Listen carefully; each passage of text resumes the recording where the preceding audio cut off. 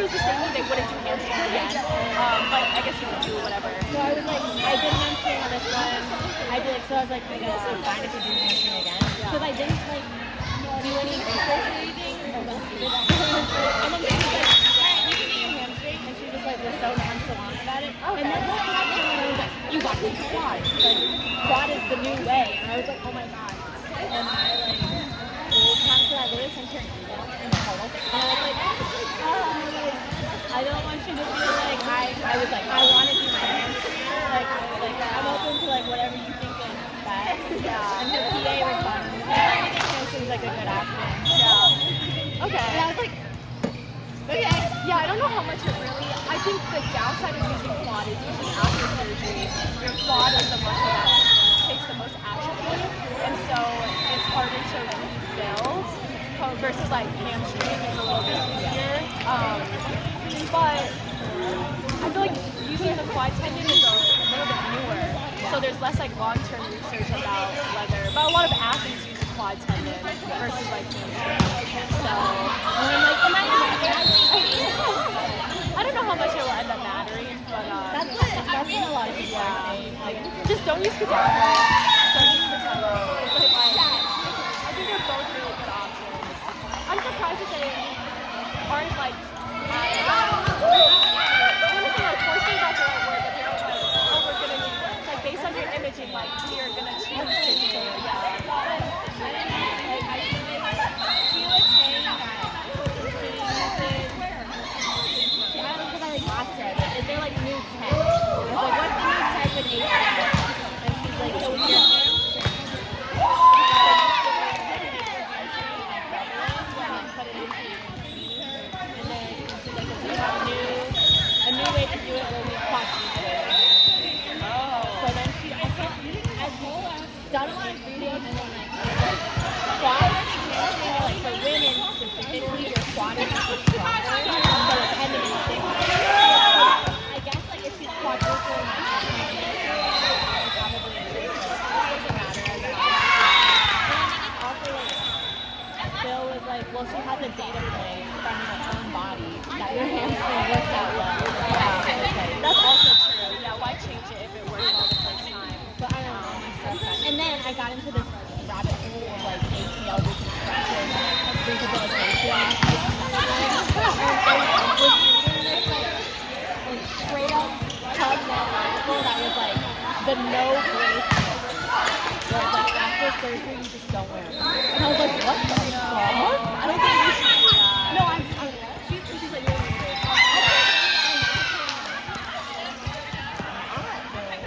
Yeah, what was the reason for it? Like mobility-wise, like range of motion is better, but really it's just like there's no long-term differences.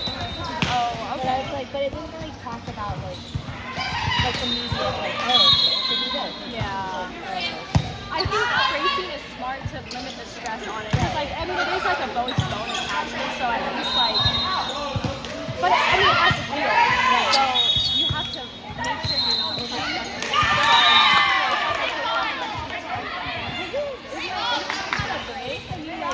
Slightly stumble. First off, not close like hell. Yeah. And then after it's just like, I just don't think the risk is worth it. I feel like take the brace and like, I will say like ACL now has a better recovery, like a faster recovery than it used to.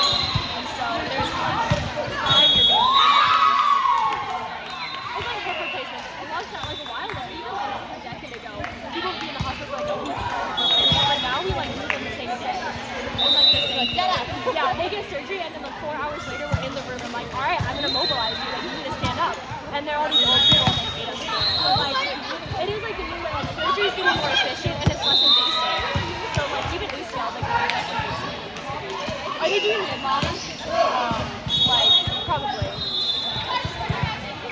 Like when you get surgery, they'll just like cut the middle. oh no, they're gonna do A scope. yeah. Okay, yeah. So your recoveries, yeah, your recoveries in the scope. Yeah. Like this is my biggest part. Yeah. I got a double scope from yeah. I like my double scope. Like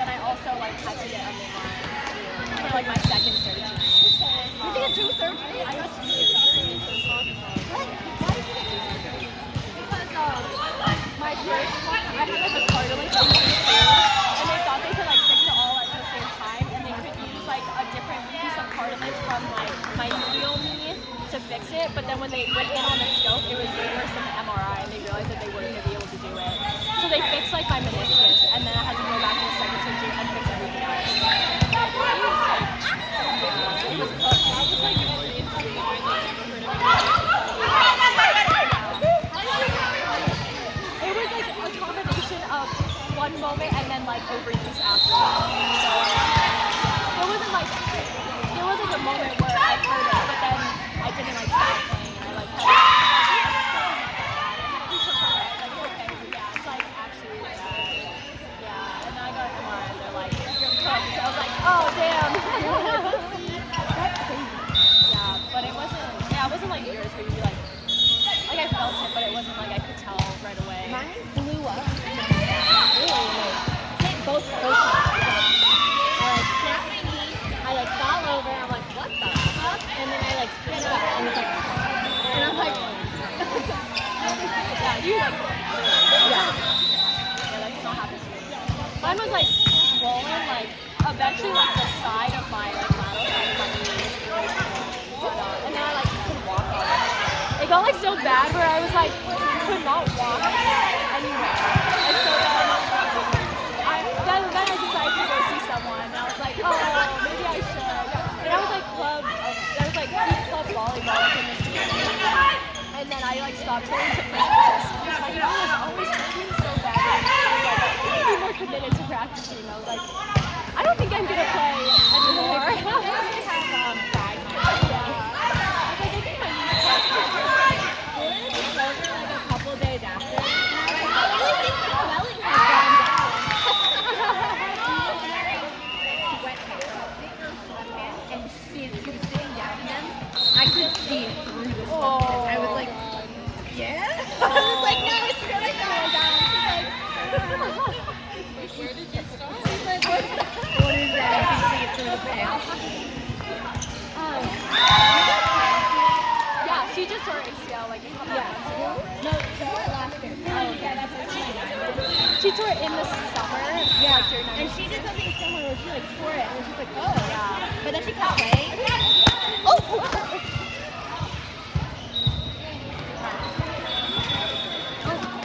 Yeah, sometimes people can tell. It's like if you scan like everyone at this volleyball tournament, probably over half them would have a torn meniscus and like wouldn't even know. Like it's just sometimes like you can tell and sometimes you can't tell. It just depends on the person and like I mean tendons are a little bit more apparent than like a meniscus, but it's like kind of wild. There are people out there that like have a torn ACL and exist.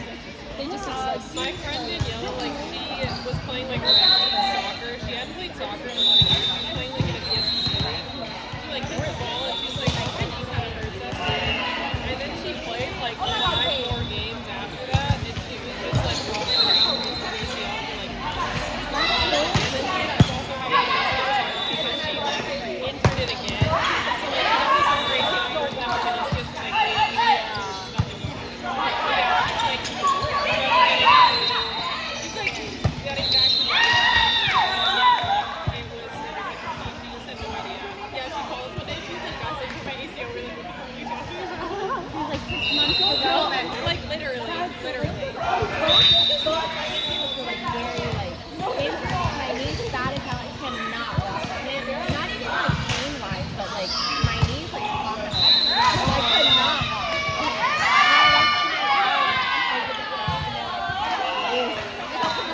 The Lockman, yeah, it does. It's like, yeah, I could do it. I'm not gonna do it, but yeah, it's like it's freaky. And then the test for the PCL is like if you just have it, you can just like you don't have to do the test. Like there is a test for it, but you could just like visually see that your PCL is like gone. The PA who did my test literally like touched my neck like Yeah. That's not good. We do that too. I like always try not to make a face because then it takes them off. But you're like, you're like, yeah.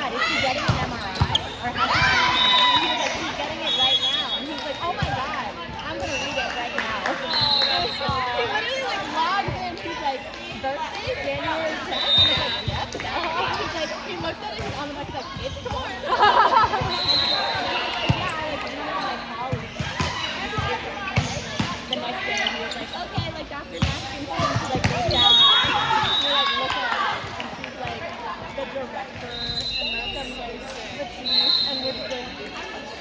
Thank you. That's awesome. That's how you know she's good. And I feel like that's why I'm like, oh, like, she's like, yeah, hamstring's fine. I'm like, okay, hamstring's fine. Yeah. My knee surgeon was scary too, but he's very nice. And then I saw him at my co-op interview. I interviewed at NUBH, and I was touring the OR, and I ran into him, and I was like, that's awkward. And then I did not accept that co-op because I was like, I did not want to be running into this guy. I'm scared of him. Yeah, I'm scared of him. Yeah. I do feel like at least the women's surgeons that I work with I'm a pacemaker. Yeah.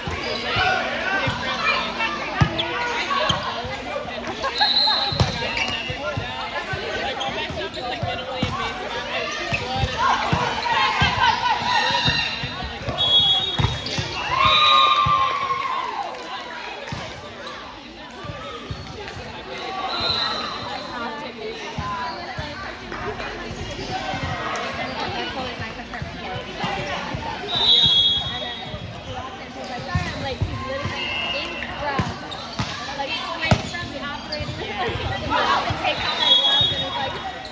yeah. Have they trained your knee at all? Because I've been Doing your I always like after my surgery I had a lot of problems with the buildup in my knee. Like I kept trying to do things I should not have been doing, and then my knee would blow up, and I had to go in and then have to treat it. And I stopped doing that. And I'm like, okay, and then I do something else, and then I'm like, it's been like a little bit, but like, and then I'll go back off, and then I'll be like, okay, it's a little bad. Got a bike. Well, I went to look for regular stationary bike, but then Bill's like, let's go get a Peloton. And I was like, I went on a Peloton. Are these the cookies you brought? I think they are. Oh, wait, actually. Are they in here? Oh, can I have applesauce too? Which one do you want? Cinnamon? Can I have one? Oh yeah. I don't know. I didn't know there were options. There's regular and...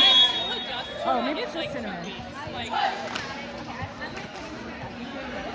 I'm good with cinnamon. no, Thank you. you just can't sit for like days. Like I started giving spin classes for the first time like this year. Like after my first one, I was like, I just need to start working my ass off.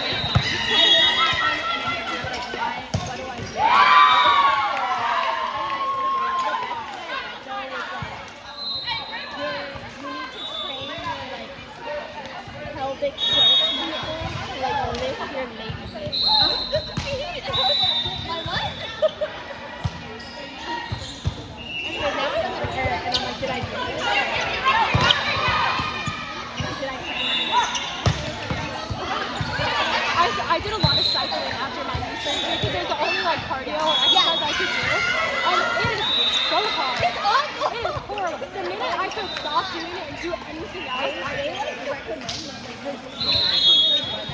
Yeah.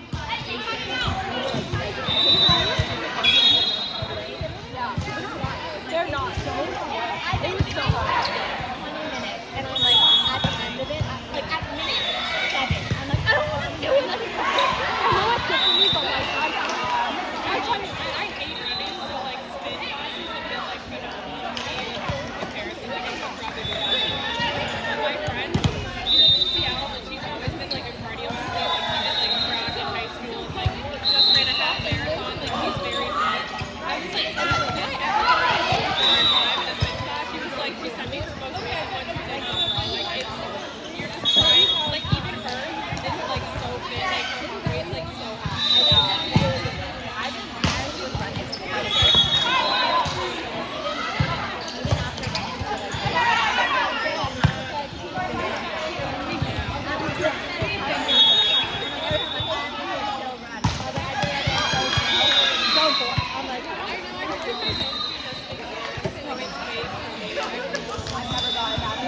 also like I swear to God, every time they say like you should be at this RPI, it's impossible. I'm not gonna hit it. I can't stop myself. Yeah. I'm lucky if I get lunch, but That's just like 60. I'm like, wow. it does make me feel one of my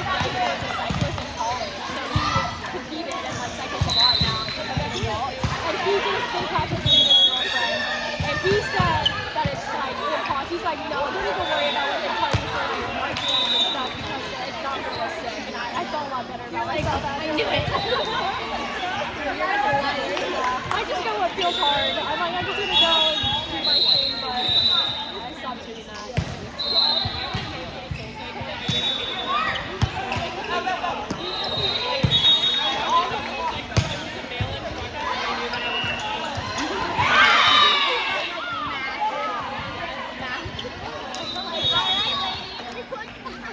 No, I was dying. He was on some bullshit. Like, it was literally what was it about It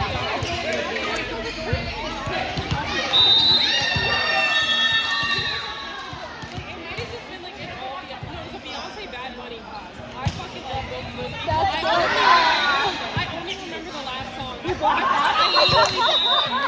It was so bad. I walked out of the walk, and then I had to walk home because I like walked it back there. I had to stop on my way home because I was like, I feel like dying. I was tough.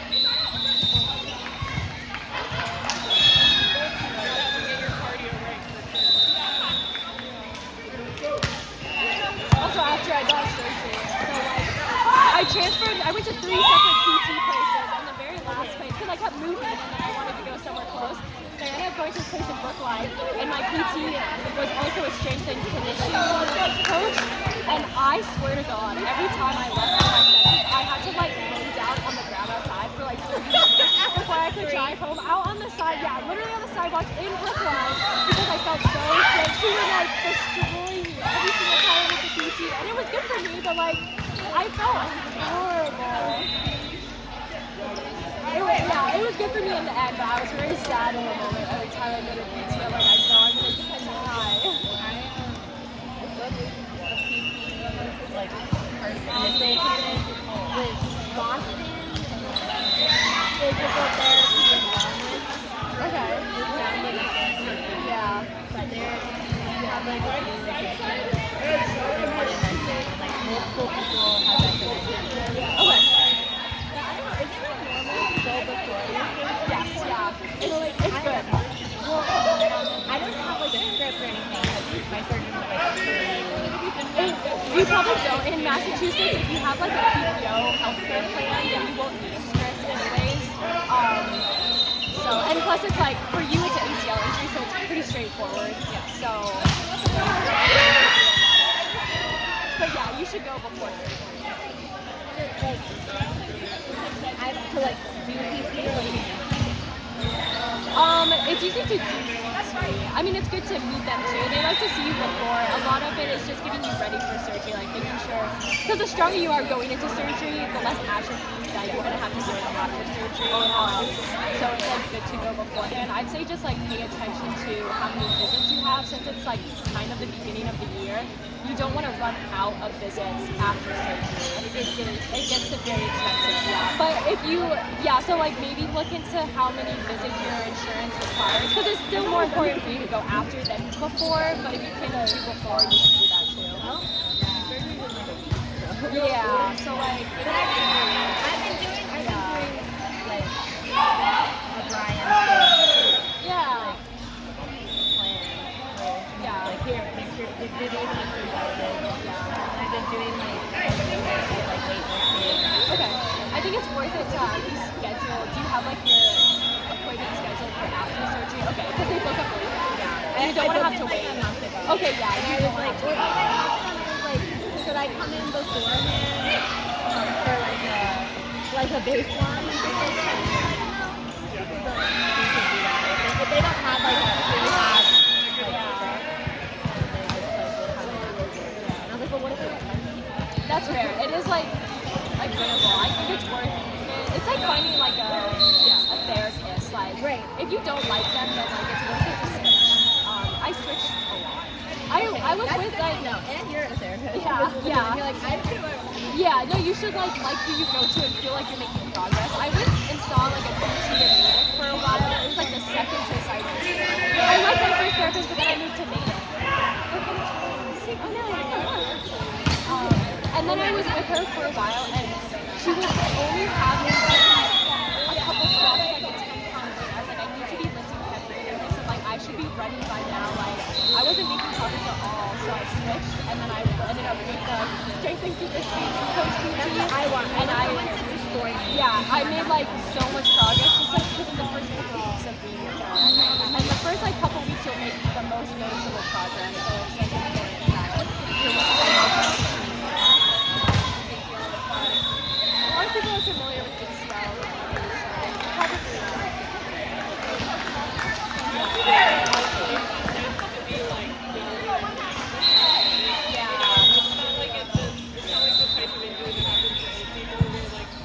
Some people do. I feel like, right.